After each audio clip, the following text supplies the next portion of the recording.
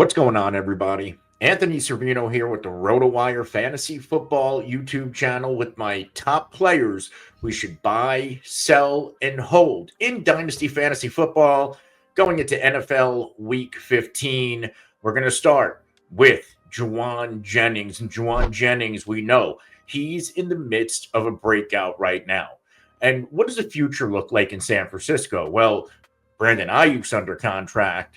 They're going to extend Brock Purdy. Christian McCaffery is going to come back. George Kittle's going to come back. The odd man out could very well be Deebo Samuel. If you paid attention to social media recently, he doesn't seem happy. He has a heftier contract than Jauan Jennings, and once again, they have to pay Purdy.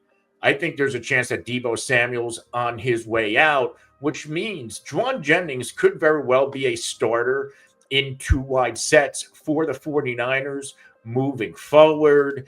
And he has a budding rapport with the aforementioned Brock Purdy. We know Jennings this season, when given the opportunity, he has flashed. Anytime Jennings had at least 8 targets, he's gone for at least 16.3 PPR points. Jennings isn't going to cost you a lot right now, especially with Deebo still on the roster. This is still a roster who just drafted Ricky Pearsall Jr. So if you want to buy low on Jauan Jennings and get ahead of the market, now is the time to do so. And you should be able to get Jauan Jennings for an aging running back like Aaron Jones. Maybe, one quarterback league, you can flip J.J. McCarthy, and we don't even know if he's going to be the guy with the Vikings next year.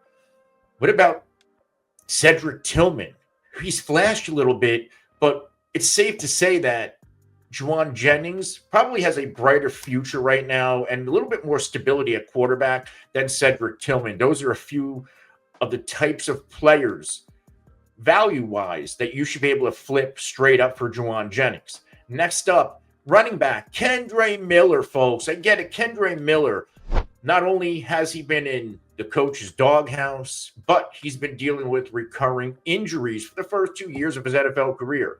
Well, guess what? The coach's doghouse, it's no longer Dennis Allen, obviously no longer the head coach. We don't know who the head coach is going to be moving forward, but moving forward, there's a chance that Kendre Miller could have a significant role in this backfield.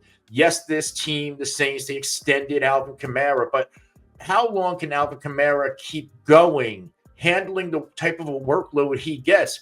Eventually, he's going to break down, or at least they're going to want to limit his touches and give somebody else some run. And that somebody else isn't going to be Jamal Williams. It's going to be Kendre Miller as long as he stays healthy. This season, it hasn't been a lot, but when Kendre Miller has received some opportunity, he's been solid, most notably against the New York Giants, 10 for 32 and a touchdown. He also had a target, which he did not catch. But this is a speculative ad. This is a potential running back two on an offense that likes to feature the running backs, that's going to move the football when everybody is healthy. Kendre Miller is practically free, folks. You can flip in a single quarterback league, something like Justin Fields. We don't even know what his NFL future is. It's definitely not going to be a starter in Pittsburgh. Maybe Noah Gray, Jermaine Burton, Kirk Cousins, Keenan Allen. Those are the type of players you can flip to get your hands on Kendre Miller. Again, going into next season, as long as he stays healthy, he could potentially have a significant role in this backfield. Another player we are buying the emergence of Jerry Judy. I get it. In Denver, Jerry Judy was a fantasy nightmare. However, things are not the same in Cleveland.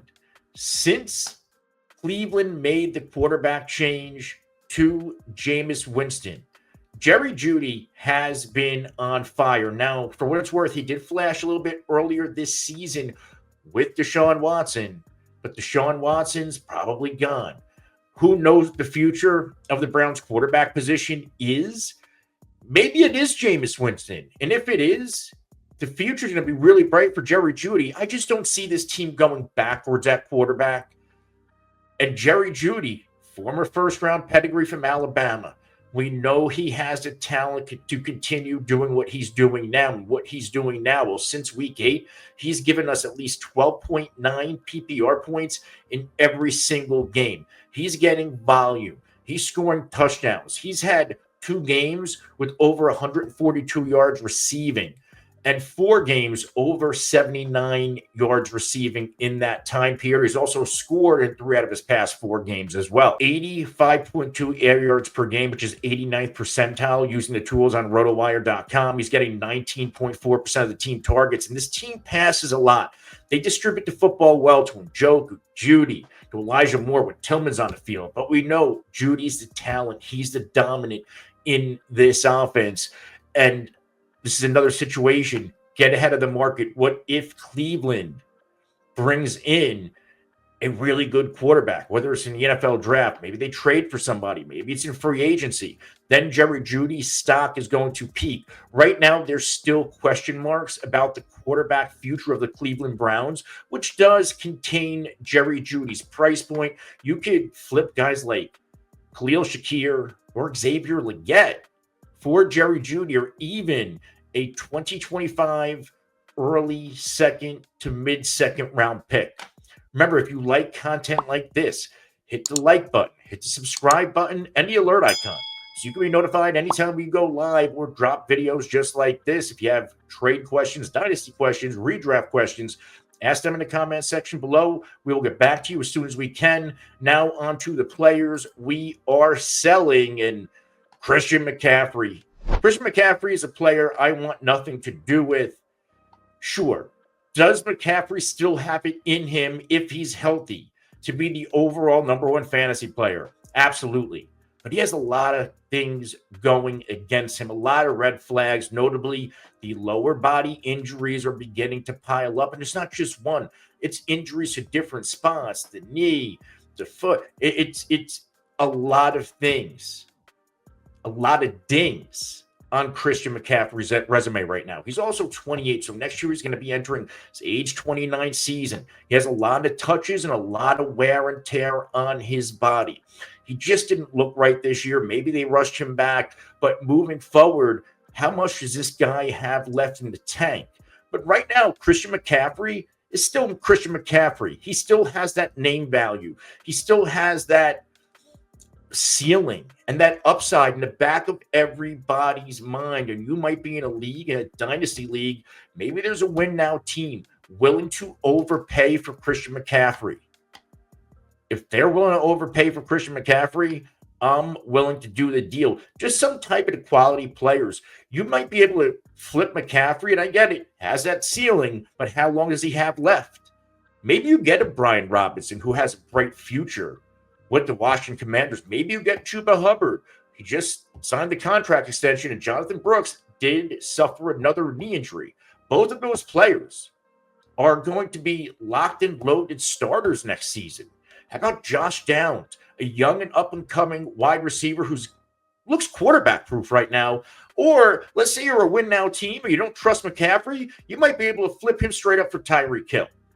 Another player I am selling is James Cook, folks. James Cook, I get it. He's a 25-year-old running back on a really good team with a really good offense with Josh Allen under center. But what I'm worried about is somebody named Ray Davis. And it's not just Ray Davis making noise in this backfield. They're also using Ty Johnson. Now, James Cook has given us a lot of nice games this season, but he's only been over 20 PPR points 2 times. And he's either going to give us a nice game, or we've seen a few duds. He's been in the single digits when it comes to PPR points 3 different times this season. Going into next year, there's a strong case to be made that Ray Davis is going to carve out a role in this offense. And if that's the case, maybe James Cook isn't going to see the volume he's getting now. And he's not even getting that much volume now, folks. Right now, he's only averaging 13.2 touches per game. He's getting used in the passing game right now, 9% of his targets. But guess what? Ray Davis is also a pretty good receiver out of the backfield, as is Ty Johnson, assuming Johnson's brought back next year. When it comes to average yards after contact, Cook can be better. He's averaging 59.5 of his yards after contact, which is only 33 percentile amongst qualifying running backs. Ray Davis, if he's the better runner of the football, you can only keep this guy bottled up for so long. So if you want to flip James Cook, because once again, having a good year, because you're worried about his workload and his role moving forward, I would do so now. Guys you could potentially get for James Cook: George Pickens, T. Higgins, Kenneth Walker, a 2026 early first, a 2025 late first. But T. Higgins, ding, ding, ding, he's the guy I want. T. Higgins more than likely is not going back to Cincinnati. They're probably not going to pay him. And I get it. You're losing Joe Burrow, but you're also breaking that tough with Jamar Chase. T. Higgins, there's a really good chance he goes to a destination. He's going to get a pretty good quarterback and be the de facto number one wide receiver. And we've seen T. Higgins operate with wide receiver one numbers. If you're flipping James Cook, I want all the seal in the world. And of the players or picks I just mentioned, T. Higgins is the guy. Now let's go to the players we are going to hold. Number one is Brock Bowers. Brock Bowers could command a ton when it comes to a return if you wanted to move off of Brock Bowers. Guys like Jamar Gibbs, Amon-Ra St. Brown, Malik Neighbors, C.D. Lamb, Nico Collins. These are elite players. But so is Brock Bowers. I'm going to be the first one to tell you. I was worried about Brock Bowers this year because of the quarterback situation with the Raiders. I was off of him.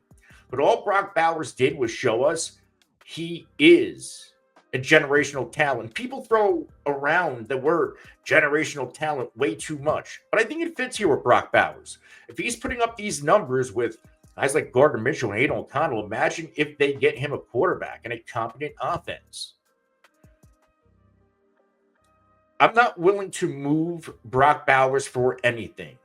Now, you may be worried about a regression because of what Sam Laporta did last year, and he's obviously not the same. Different situation. Laporta's on a loaded offense that wants to run a football, has a bunch of good wide receivers, including Jameson Williams, who wasn't even a blip on the radar last year.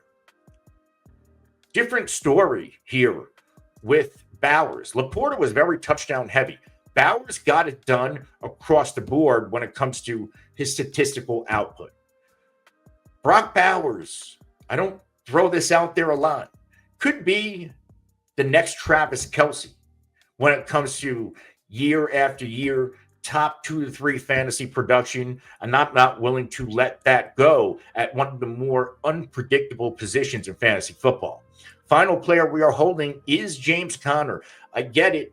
This was supposed to be the final year for James Conner. He was aging. He was in a contract year. They drafted Benson. However, despite being 29 years old, James Conner got a contract extension. He has also yet to miss time, something James Conner has never done. He's never put in a healthy season. And right now, 14 games in, he's been healthy and good to go. He's also been ultra productive this season in this Cardinals offense. We know what this guy does. He's a do-it-all running back. 66.9 yards after the contact, 16.9 touches per game, 25.4% broken tackle rate, which is 96th percentile. And oh, by the way, he's getting targeted on 21.4% of the routes he is running and 11.2% of his team targets. Across the board, he's a very good running back. Maybe James Conner isn't going to be an RB1, but if you have him on your fantasy roster, is he going to be a lock and loaded RB2 for the next year or two?